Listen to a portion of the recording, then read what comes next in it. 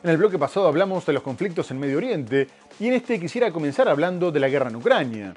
Hace meses que la situación en el frente no tiene cambios importantes, mientras que Ucrania pudo retomar la iniciativa en algunas zonas, aunque tampoco llevó a cabo ofensivas decisivas.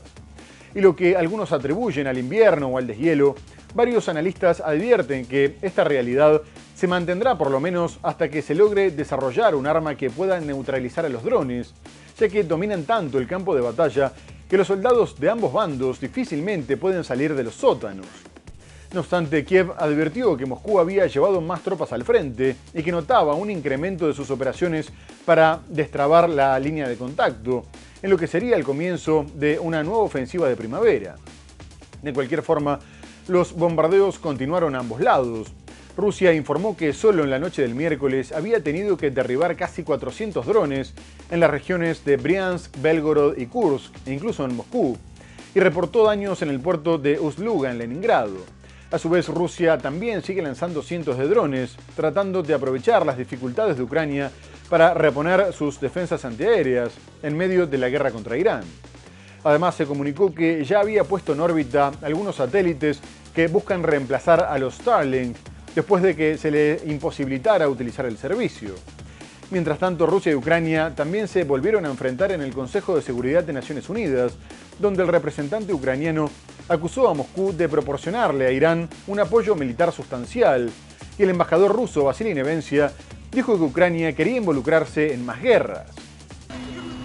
Rusia ha lanzado cientos de drones y docenas de misiles sobre Ucrania durante la noche, matando a 5 personas e hiriendo al menos a otras 27, según han informado las autoridades ucranianas este martes. Con casi 400 drones lanzados, se trata de uno de los mayores ataques de Rusia en semanas. La ofensiva continuó durante la mañana del martes, cuando docenas de drones atacaron la capital, Kiev. Los misiles y drones rusos cayeron tanto sobre zonas residenciales como sobre infraestructuras de transporte y energía, según el gobierno. Los vídeos que se han grabado del ataque muestran edificios residenciales con ventanas destrozadas y fachadas rotas en varias regiones. Al mismo tiempo, el ejército de Moscú ha intensificado sus esfuerzos para romper las defensas de la línea del frente ucraniano, en lo que podría ser el inicio de una ofensiva terrestre de primavera que los analistas y el gobierno de Volodymyr Zelensky ya preveían. Desde el pasado 17 de marzo, Rusia ha intensificado sus ataques y ha trasladado maquinaria pesada y más tropas al frente. El comandante jefe de las Fuerzas Armadas de Ucrania afirma que, en los últimos días, las tropas rusas han realizado intentos simultáneos de romper las líneas defensivas en varias zonas estratégicas. El ataque ocurrió en momentos de preocupación para Ucrania sobre su capacidad para repeler los bombardeos rusos, al agotarse sus existencias de sistemas estadounidenses de defensa aérea debido a la guerra en Medio Oriente. Está claro que lo que más le importa hoy a Kiev es involucrarse en cualquier guerra, en lugar de buscar un camino hacia la paz. Putin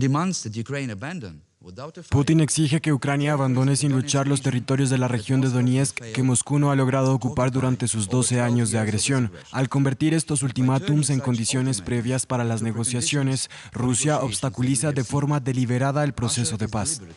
Y ahora quisiera ir a Francia, que llevó a cabo la segunda vuelta de las elecciones municipales, consideradas por muchos como un adelanto de las presidenciales del próximo año.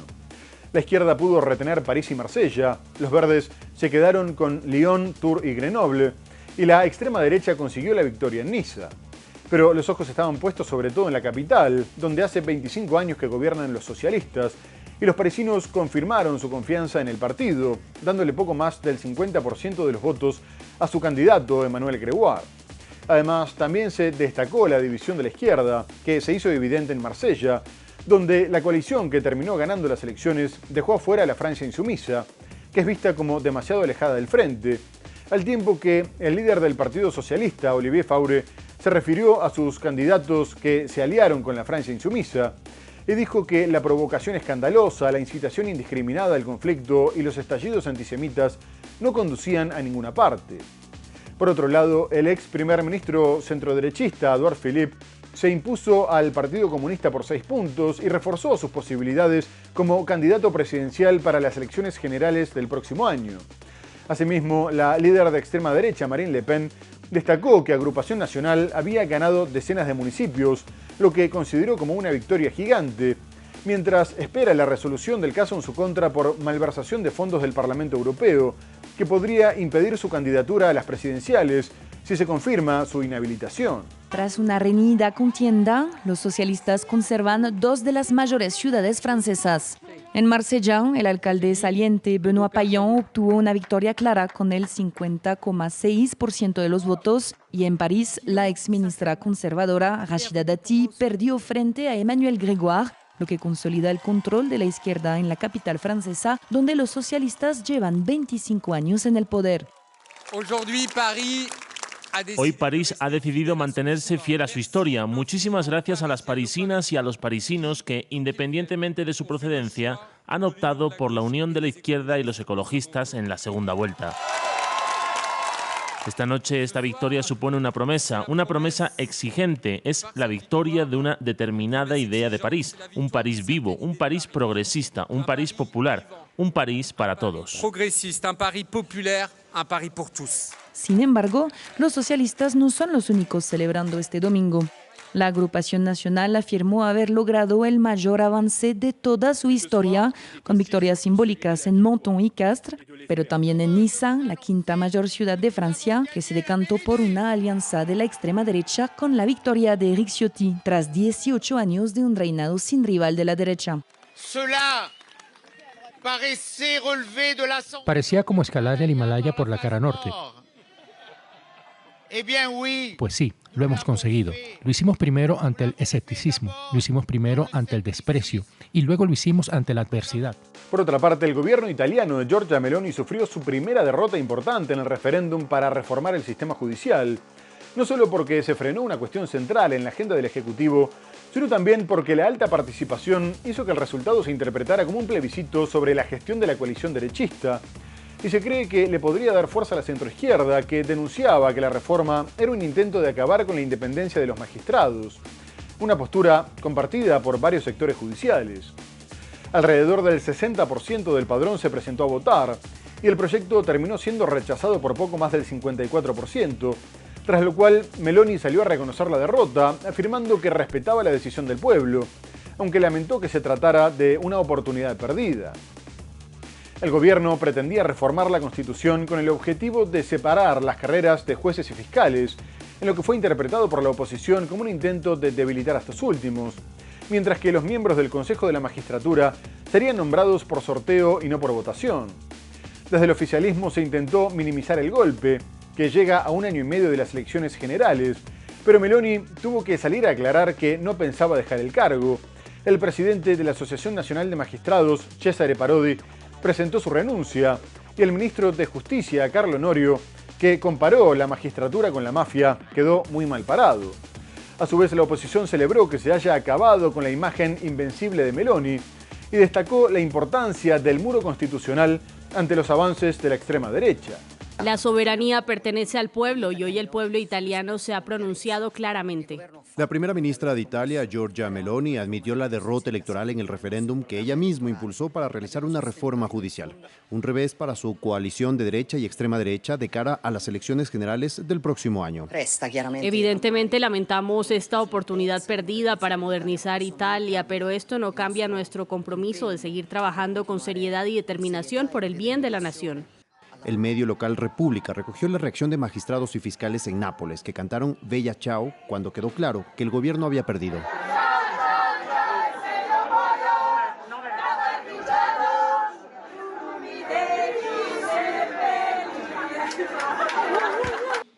El referéndum proponía un cambio en la Constitución para separar las carreras de jueces y fiscales y dividir el órgano autónomo de los magistrados en dos secciones, cuyos miembros serían elegidos por sorteo en lugar de una votación.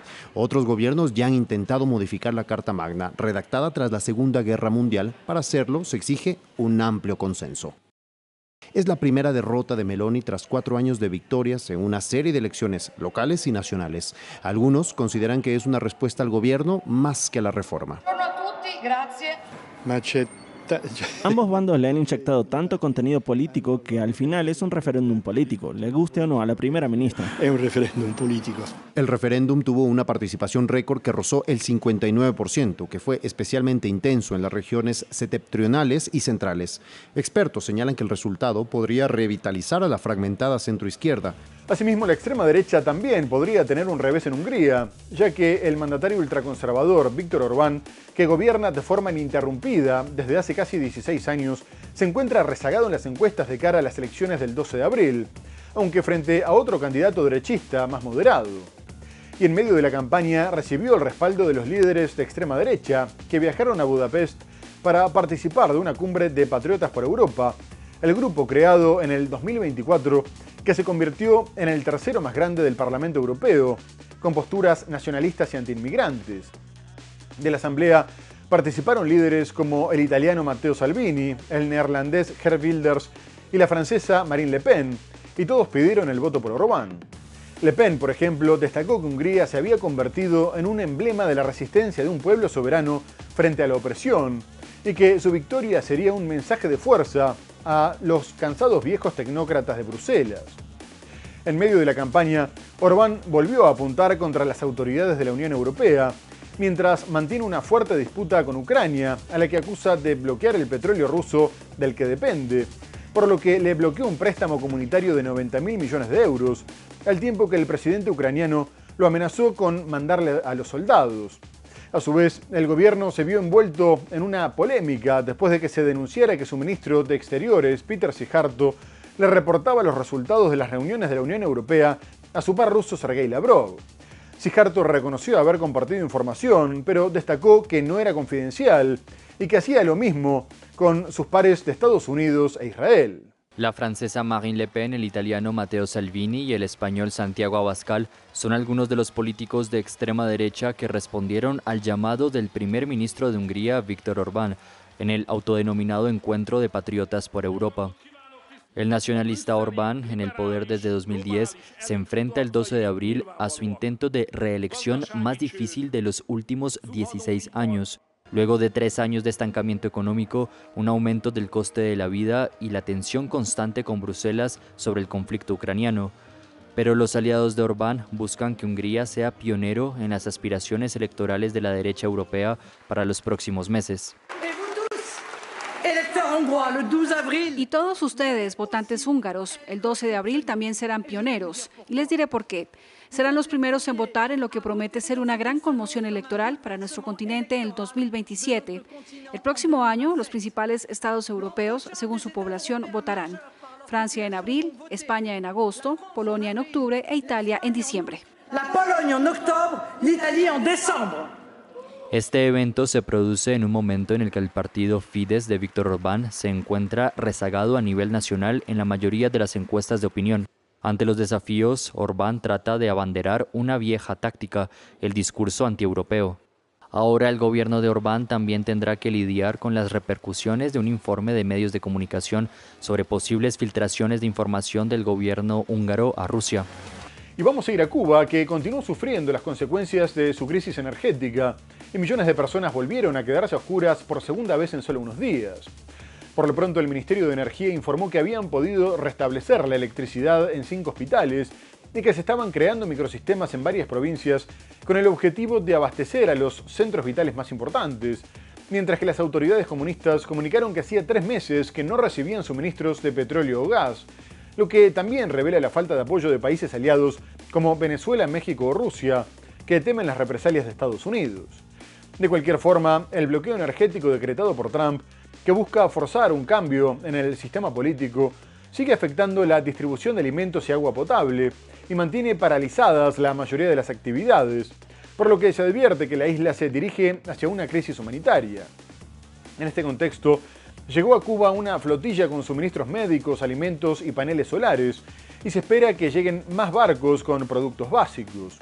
La primera flotilla en llegar fue bautizada como Granma 2.0, en honor al barco con el que llegaron los líderes de la revolución en 1956, y su llegada fue coordinada por el gobierno, aunque algunos países como México ya habían enviado cargamentos de ayuda, y Cuba también recibió suministros por avión desde Europa y Estados Unidos, como parte de la misión Convoy Nuestra América, que llevaría 50 toneladas de productos básicos ante las advertencias de Naciones Unidas sobre un colapso inminente.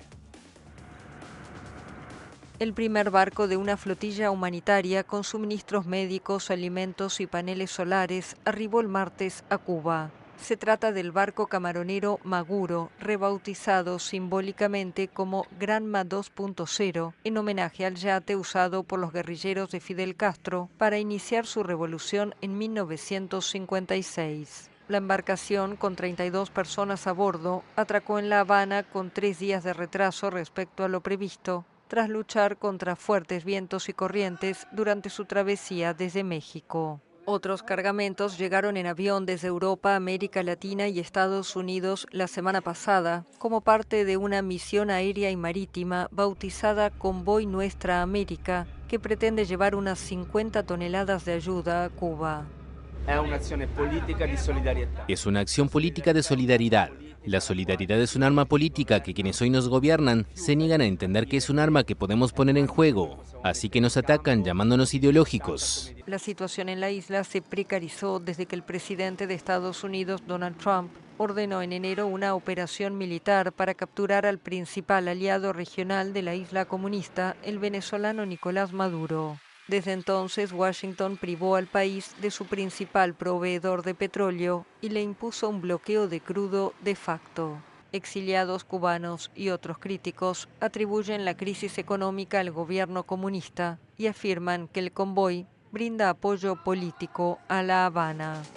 Por último, el presidente brasileño Luis Ignacio Lula da Silva aprovechó la cumbre de jefes de Estado de la CELAC África realizada en Bogotá para volver a advertir que querían colonizarlos otra vez y que no podían permitir que alguien pudiera entrar en los asuntos y en la integridad territorial de sus países. Además, afirmó que estaba indignado con la pasividad del Consejo de Seguridad de Naciones Unidas ante conflictos como el de Ucrania, Gaza o Irán y su incapacidad para ponerles fin, mientras que criticó las mentiras que servían para justificar estas guerras. Recientemente, el mandatario se reunió con su par sudafricano, Cyril Ramaphosa, alertando que querían apropiarse de los minerales críticos que tenían, por lo que sostuvo que era imprescindible aumentar la cooperación en defensa, porque, teniendo en cuenta el contexto global, eran susceptibles a ser invadidos en cualquier momento. Pero el brasileño no fue el único que advirtió sobre la postura beligerante de Estados Unidos, ya que el anfitrión de la cumbre, Gustavo Petro, criticó al secretario de Estado Marco Rubio, porque sus posturas podrían intensificar los conflictos mundiales, ya que este consideraba que el mundo estaba entrando en una nueva era marcada por la guerra. Asimismo, también se condenó la intervención de Estados Unidos en Venezuela y el endurecimiento del bloqueo sobre Cuba, y el canciller de la isla, Bruno Rodríguez, destacó que los querían obligar a renunciar a su independencia por medio de las privaciones económicas. Por su parte, Ghana pidió el apoyo de los presentes a una resolución para declarar el comercio de esclavos transatlántico como el mayor crimen contra la humanidad. El presidente de Brasil, Luis Ignacio Lula da Silva, advirtió el sábado sobre la posibilidad de invasiones extranjeras. Durante un foro entre Latinoamérica y África celebrado en Bogotá, el mandatario izquierdista criticó la pasividad de los miembros del Consejo de Seguridad de la ONU y su incapacidad para terminar conflictos como la guerra en Ucrania o en Gaza. Lula ha sido un fuerte crítico de los ataques de Estados Unidos en Venezuela que llevaron a la captura de Nicolás Maduro el 3 de enero y de su ofensiva contra Irán, que provocó una guerra en Medio Oriente. Nós não somos mais países colonizados. Nosotros ya no somos países colonizados. Conquistamos soberanía con nuestra independencia. No podemos permitir que alguien se pueda entrometer y herir la integridad territorial de cada país. Lo que estamos presenciando en el mundo es la falta total y absoluta de funcionamiento de Naciones Unidas. É a falta total e absoluta de funcionamento das Nações Unidas. El presidente habló recientemente sobre la necesidad de aumentar la cooperación en defensa con países como Sudáfrica, ante la posibilidad de una acción extranjera contra Brasil. Sin mencionar a un país en concreto, el mandatario criticó a los que quieren ser dueños de los minerales críticos presentes en América Latina, claves para la fabricación de dispositivos tecnológicos. El mes pasado, Estados Unidos alcanzó acuerdos con países de la región como Argentina y México, en busca de diversificar su suministro de metales críticos en un mercado ampliamente dominado por China. Brasil posee las segundas mayores reservas mundiales de tierras raras, tras el gigante asiático. Muy bien amigos, se nos ha terminado el programa. Hemos hablado de los conflictos en Medio Oriente, con las supuestas negociaciones de paz y los ataques a la infraestructura nuclear. Abordamos otras cuestiones como la guerra en Ucrania, las elecciones municipales en Francia, pero lo tenemos que dejar hasta el próximo programa. Muchas gracias por habernos acompañado y hasta entonces.